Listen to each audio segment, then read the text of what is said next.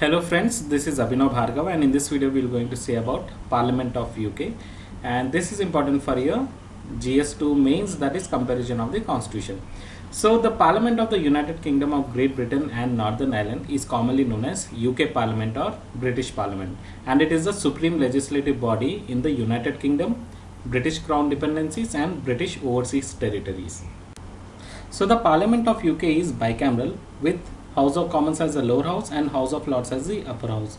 House of Lords is non-elected body and it is not a federal chamber. And the presiding officer of the upper house, that is Lord Chancellor, is not elected but a nominated member by the monarch. And the lower house is elected by a popular vote and it is supreme over the upper house. For example, money bills can introduced only in the lower house and may be passed without the approval of the upper house. And the upper house can block legislation for a maximum period of 1 calendar year.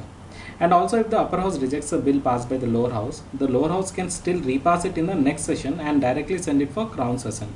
And not only that, under Salisbury-Addison Convention of 1973, which is a constitutional convention in the United Kingdom, which says that House of Lords will not oppose second or third reading of any government legislation promised in its election manifesto. Whereas the bicameral part of India is democratic as both the houses are elected, though Rajya Sabha is indirectly elected. Here both the houses are nearly equal in their powers. The Lok Sabha enjoys more powers, while in federal matters Rajya Sabha enjoys more powers.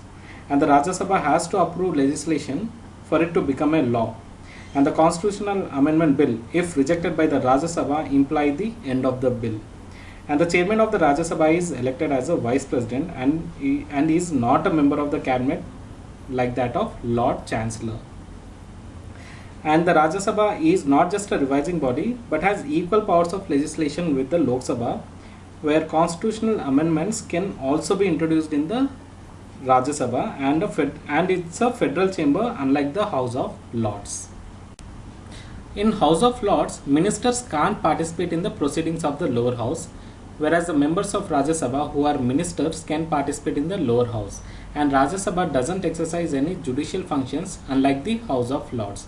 And finally, the parliamentary laws of UK are not subject to judicial review, but parliamentary laws including the constitutional amendment acts in India are subject to judicial review. So this is the basic difference between Parliament of UK and India. Do like, share and subscribe to this channel, and thank you.